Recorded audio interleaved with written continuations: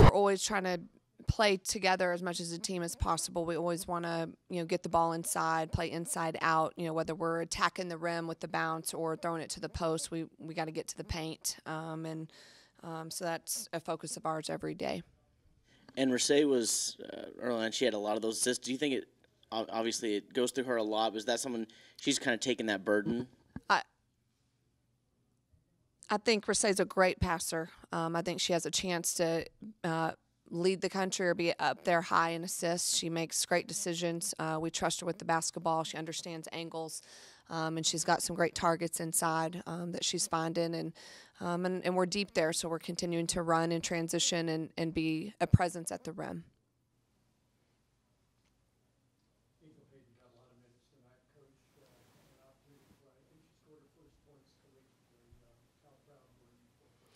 Really proud for her, and Angel has fantastic instincts. I mean, she gets her hands on rebounds and loose balls and creates turnovers because she's just very active and she has great instincts, and you see her make plays for us in those ways. She's definitely a hustle player, but proud she was able to turn the corner and get to the rim and score a basket. That's not necessarily going to be her go-to. She's very much going to be a run your stuff kind of point guard, but I think when she has opportunities to be aggressive, we want her to.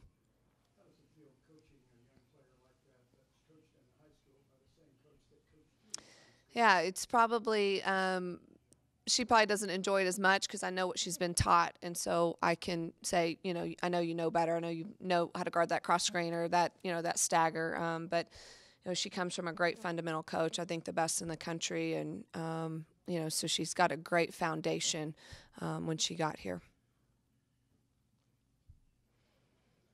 Coach, at the media timeout in the second quarter, I think it was a 10-point game at that point, and then your girls just came out and absolutely locked down on defense.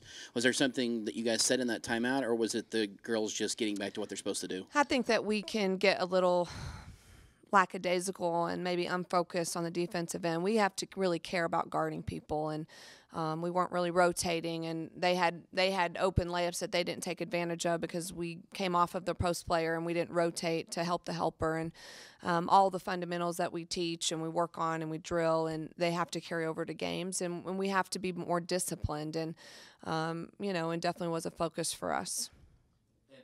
They did lock it down after that. Were you pleased with that switch? Yeah, I think this team continues to respond.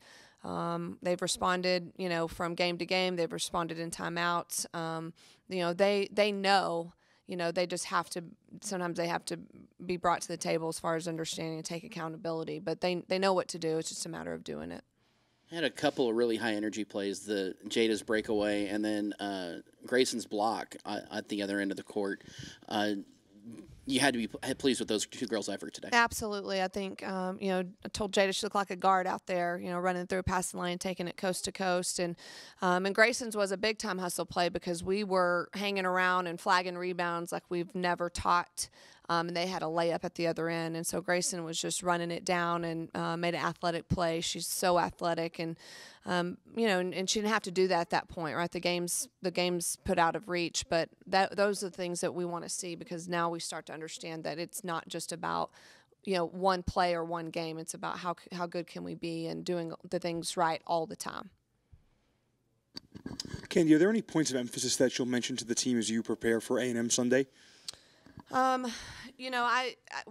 We've watched film. We'll continue to watch film. We'll start. We'll be off tomorrow with Thanksgiving, but then we'll be back on with the 2-day prep, and we got to guard them. They've got great players, and they've got some, great scorer in Danny Williams. Kennedy Carter's as good as you'll find across the country. Hillsman's a go-to, and then Howard is one of the best rebounders in the country. So they have some specialized players in doing what they do, and we have to guard them. We have to get in a stance. We've got to make every basket earned, and then we've got to really execute and do what we do on the offensive end. Coach, the decision being Brewer off the bench as opposed to starting her, any reason for that, or doesn't really make any difference? Are you talking about Brewer? Yes. felt like she was getting winded quickly. I think it's just her adrenaline at starting ball games. So I tried bringing her off the bench, take a little pressure off, and let her see the game. And I thought she had the best game she's had since she's been here. So one, kind of for Brittany, I think she's been better coming off the bench. And two, sometimes with undersized 4 players that we play, we struggle to guard them when we go double big. And so we've played a little bit smaller at the 4 for the most part. And so, two reasons there. But she may be back in the lineup at times. I think Britt can do whatever we need her to do, and she's an ultimate team player. I thought we had a really good presence, and we were active on post-ups. I think there's a couple times we could have posted up even more, but I thought we did really good, and they did a great job getting the ball to us.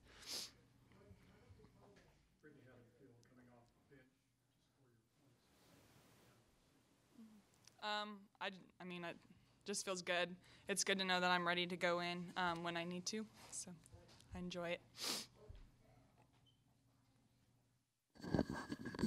Jay, talk about that steal and breakaway. Well, I just saw it coming. I just did it. Just saw it coming. I just went with it. I was going to pass it, but I was like, there's no point. Everybody was behind me, so I just kept going. Brittany, how fun is it to see one of your teammates that normally not known for breakaway speed get and do that kind of thing? Oh, it was awesome. We were so hyped. Like, we were having fun after she did that. That was great.